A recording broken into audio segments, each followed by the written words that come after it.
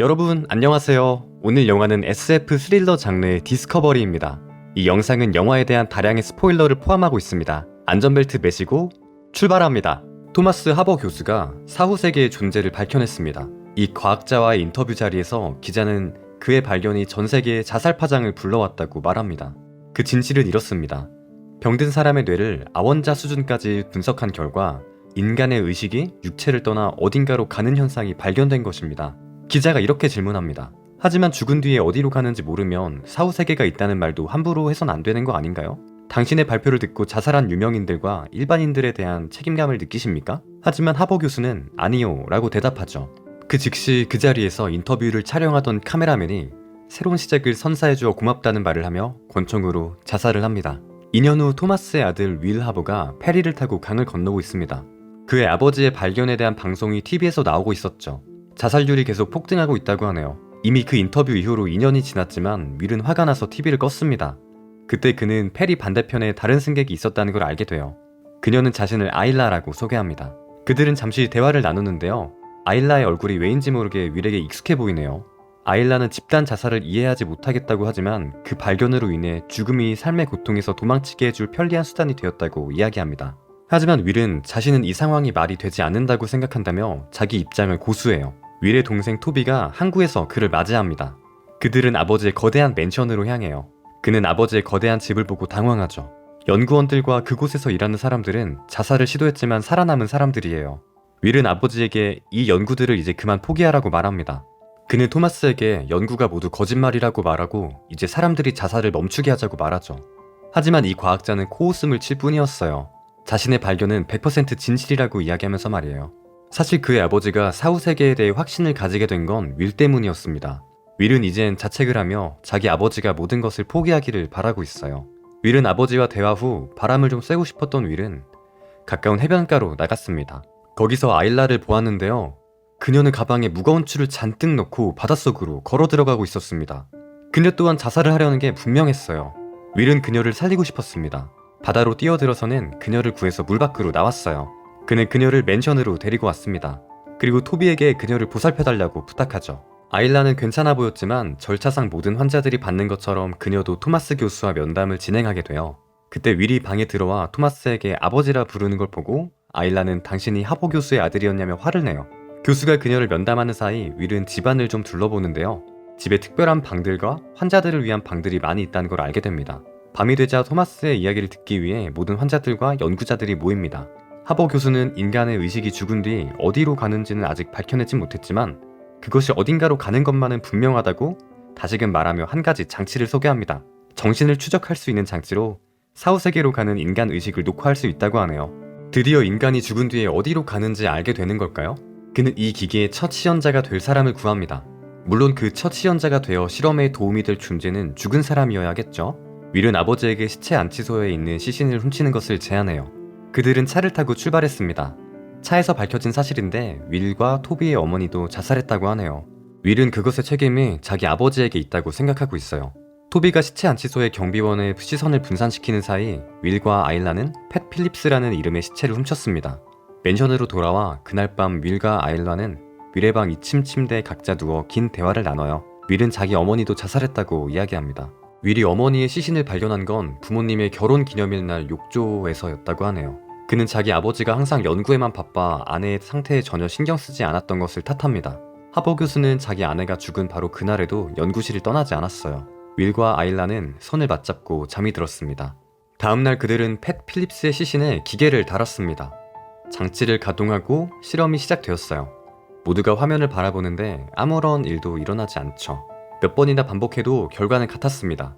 토마스는 실망한 채 실험실을 나서요. 그 뒤를 잃어 실험실에 있던 사람들은 모두 방을 떠났습니다. 윌만 남았네요. 그는 장비들을 정리하다 화면을 보았는데요. 윌은 자기가 본 걸 믿을 수가 없었습니다. 화면에는 그가 병원에서 어떤 여성과 함께 있는 장면이 녹화되어 있었어요. 그는 그가 본 것을 알리지 않기로 했습니다. 이 프로젝트는 이대로 끝나는 게 옳다고 생각했기 때문이에요. 윌과 아일라는 필립스의 시체를 정상적으로 화장할 수 있도록 다시 시체 안치소에 되돌려 놓았습니다. 일을 마치고 그들은 갑작스런 키스를 나눠요. 맨션에 자기 방으로 돌아왔지만 윌은 자기가 본 필립스의 머릿속 장면을 잊을 수가 없었습니다. 그는 그 영상을 자기 태블릿으로 돌려보며 거기 나온 병원이 어딘지 찾아보기로 해요. 그는 구글에서 이미지를 찾아 토비의 차를 빌려서 그 병원으로 갑니다.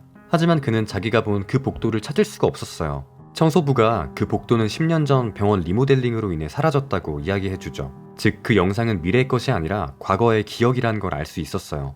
어느 날 밤 맨션의 사람들이 또 모였습니다. 토마스는 레이시라는 여성을 불러 신뢰가 끊어진 것에 대해 이야기합니다. 그녀는 누군가에게 하버 교수의 발견은 모두 거짓말이며 그가 사람들의 자살을 조장하고 있다고 이야기했죠. 토마스는 그녀가 숲속에서 자살하려고 할 때 자신이 구해 데려와 보호하고 있는 것을 기억하라고 말하며 이젠 짐을 챙겨 맨션을 떠나라고 합니다. 윌은 아버지의 행동에 분노합니다. 그는 아일라에게 필립스의 머릿속에서 추출한 영상을 보여줍니다. 병원에서 그들은 필립스의 아버지 코너 필립스의 사망 증명서를 찾았습니다. 거기서 그의 주소와 팻 필립스가 죽었을 때 그 옆에 아버지가 있었을지도 모르겠다는 것을 특정했고 영상에 나온 여자가 필립스의 가족이 아닐까 생각했어요. 그날 밤 윌은 토비와 이야기를 나눕니다. 토비는 아버지가 이토록 사후세계 연구에 집착하는 것이 다 어머니에 대한 죄책감에서 나온 것이라고 말해요. 그녀가 자살한 후 아버지는 어머니가 분명 어딘가 더 좋은 곳으로 갔을 것이라는 그 실낱 같은 확신이 필요했던 거예요. 아일라와 윌이 해변에서 이야기하고 있네요. 그녀는 자신에게 아들이 있었다고 말합니다. 그리고 해변에서 자기 실수로 5살짜리 아들을 잃었다고 말하죠. 그게 그녀가 죽고 싶었던 이유였습니다. 그런 그녀를 윌이 살린 거고요. 윌과 아일라는 필립스의 영상의 정체를 밝히기 위해 조사를 계속하고 있습니다. 그들은 기록에 남아있던 주소로 찾아갔어요. 영상의 여성은 팻 필립스의 누나였습니다. 그녀는 팻 필립스가 가족의 삶에는 관심도 없었고 투병 중인 아버지를 찾아온 적 한 번 없는 나쁜 아들이었다고 이야기해요. 분명 영상에선 팻이 아버지의 병실에 찾아갔는데 말이죠. 그럼 영상은 실제 일어난 일의 기억이 아니었던 걸까요? 정황은 또 있습니다. 영상 속 팻 필립스는 팔에 등대 모양 문신을 하고 있었지만 그의 누나는 팻의 팔에는 파도 모양 문신이 있었다고 이야기하죠. 윌은 그 비디오가 생전의 기억만을 담고 있는 것이 아니라 죽은 뒤의 미래에 대한 기록도 가지고 있는 것이라고 추측합니다.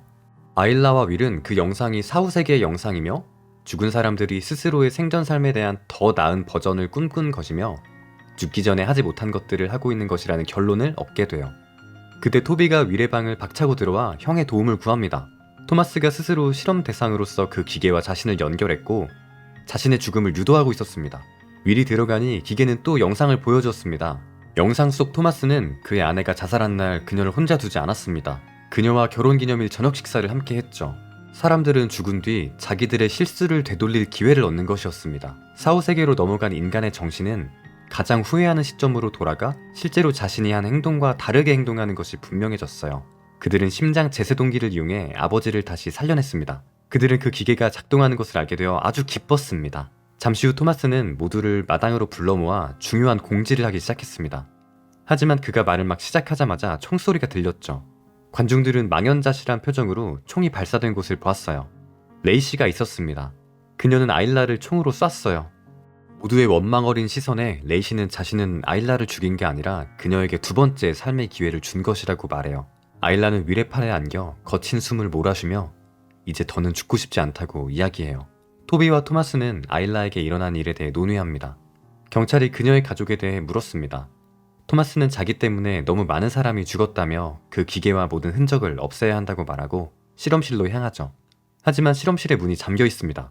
그 안에선 윌이 스스로 기계와 연결 중이었습니다. 스스로 죽음을 유도 중이었어요. 그는 영화의 첫 장면으로 돌아갑니다. 그는 페리에 타고 있었고 배 위에서 아일라를 다시 만나요. 아일라는 자신은 진짜가 아니라 윌이 기계에 연결되었기 때문에 보는 당신의 기억의 일부일 뿐이라고 설명하죠. 아일라는 윌에게 당신은 자기 기억 속에서 계속 반복적으로 삶을 살고 있다고 이야기하죠. 윌이 반복되는 삶 속에서 목숨을 잃을 때마다 기억은 리셋되어 다시 이 페리로 돌아오는 것입니다. 즉 그들이 페리에서 처음 만난 것은 윌에게는 아주 오래전의 일이었던 것이죠. 사실은 이랬어요. 윌은 오래전 아일라라는 여자의 죽음을 신문에서 읽었습니다. 그는 왠지 스스로를 탓했어요. 그녀를 어떻게 하면 구할 수 있었을까? 왜 나는 아무것도 하지 못했을까? 그 모든 죄책감 끝에 결국 윌도 자기 생을 스스로 끝낸 것이었어요. 윌이 생전에 아일라를 구하고 싶던 열망에 가득 차 있었기에 그는 반복되는 사후의 삶에서 그녀의 죽음을 막으려고 노력해왔던 겁니다. 매번 그가 그녀를 구하려고 시도할 때마다 그의 시도는 좌절됐고 계속 그는 페리로 돌아와 처음처럼 그녀를 만났습니다. 아일라는 윌에게 이제 그녀의 영혼은 드디어 평안을 찾았다고 말합니다. 그녀는 윌이 이번 삶에 기울인 노력 덕분에 이번에는 자신이 후회하던 것을 이제야 고칠 수 있게 되었으니 윌은 아일라에게 평생 그녀를 잊지 않겠노라 약속합니다. 토마스와 토비의 목소리가 들려옵니다. 그들은 윌을 살리려고 노력하고 있었어요. 하지만 소용없었죠. 윌은 결국 죽었습니다. 하지만 새 삶이 시작되었을 때 그는 페리가 아닌 다른 곳, 어떤 해변가에서 깨어났습니다. 그의 눈앞에 한 아이가 놀고 있네요. 파도가 아이를 쓸어가기 직전에 윌은 아이를 구해냈습니다.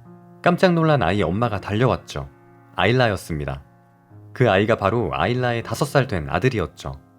서로 알아보지 못한 채 그녀는 아이를 데리고 떠났습니다. 윌은 그들이 떠난 방향 반대로 걸어가는데 뭔가를 기억해낸 듯한 표정으로 뒤를 돌아봅니다. 그렇게 영화는 끝이 나요. 이후에 윌이 그녀에게 커피라도 한잔 하자고 할지 어떨지는 모를 일이죠. 제 영상이 재미있으셨다면 좋아요와 구독, 그리고 다른 영상들도 많은 관심 부탁드려요. 감사합니다. 그럼 모두들 안녕!